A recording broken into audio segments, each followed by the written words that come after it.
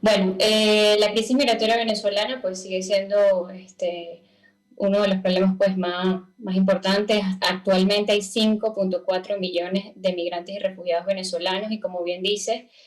los migrantes siguen saliendo pese al cierre de las fronteras. Evidentemente la pandemia ha impuesto más dificultades, pero ya vemos que pese al cierre de fronteras los venezolanos siguen saliendo, pero lo están haciendo por vías irregulares, lo que conocemos como trochas. Actualmente se calcula que entre 500 y 700 personas podrían estar saliendo por estas vías y como sabemos estas son vías controladas por grupos armados irregulares, disidentes de la FARC, el ELN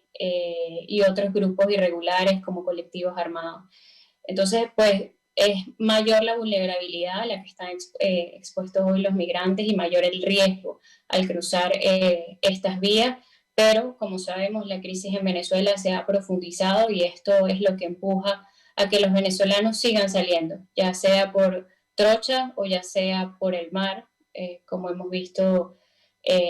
los migrantes que han salido vía Trinidad y Tobago y otras islas del Caribe. En este caso le pregunto, ¿qué puede hacer la OEA? Sé que tiene una posición bien clara con respecto al tema. Hemos visto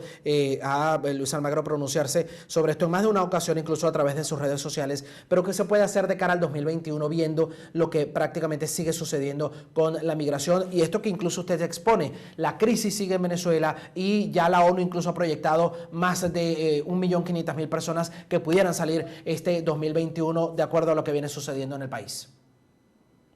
Bueno, Derek, nosotros desde la OEA, nuestro trabajo específicamente en nuestra oficina, la que coordina Abismo Lansky, lo que estamos haciendo y hemos venido haciendo en el último año es darle mayor visibilidad a esta crisis, precisamente para que reciba mayor financiamiento de la comunidad internacional. Recordemos que si bien la crisis migratoria venezolana es la segunda más grande a nivel mundial, solo superada por Siria, es la que menos financiamiento ha recibido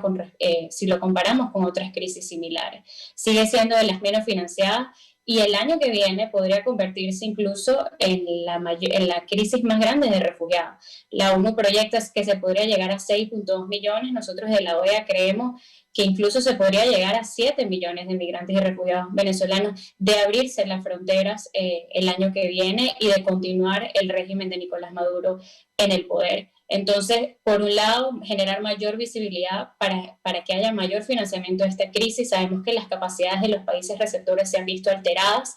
Si bien se ha hecho un esfuerzo enorme en la región, aún hace falta mayor apoyo de la comunidad internacional precisamente para generar políticas de atención, protección e integración. Y esto es la segunda función o la segunda responsabilidad que tenemos en nuestra oficina, es articular con los países miembros de la OEA, que son países receptores,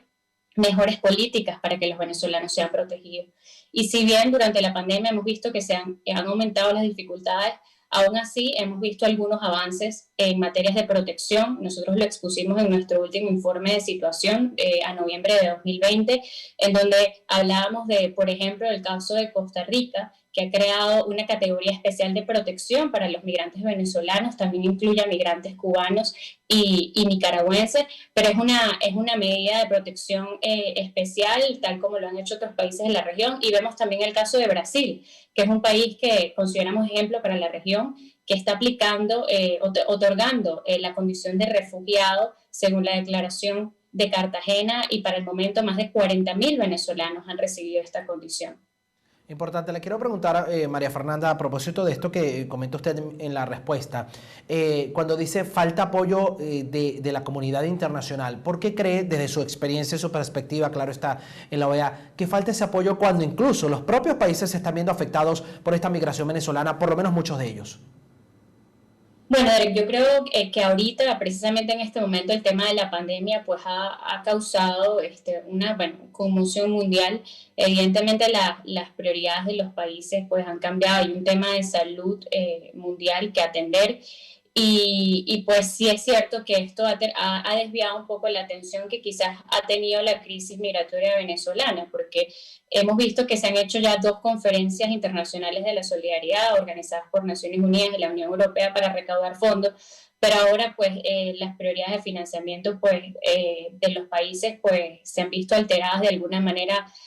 con la pandemia. Y bueno, resulta que también en el mundo vemos muchos conflictos, muchas crisis de refugiados y hay algo que algunos llaman lo que es el agotamiento del donante, ¿no? Porque hay países que tradicionalmente son donantes y la verdad es que sí han donado para la crisis venezolana, pero son tantas las crisis, son tantas las dificultades y los conflictos que aún sigue siendo insuficiente. También, sobre todo para países de la región que sabemos mucho de ellos ya tenían dificultades previas, porque a muchas de estas comunidades donde llegan los venezolanos, pues también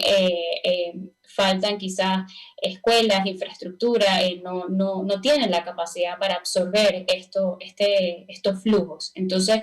pues los retos ya eran bastante grandes y ahora con la pandemia son aún mayores, pero bueno, el compromiso al menos de esta oficina es seguir visibilizando lo que está ocurriendo para que no se desvíe la atención de esta crisis migratoria, porque mientras el régimen de Nicolás Maduro sigue allí, los números van a seguir aumentando y pues mientras las fronteras siguen cerradas, también vamos a ver, seguir viendo migrantes que están saliendo, pero que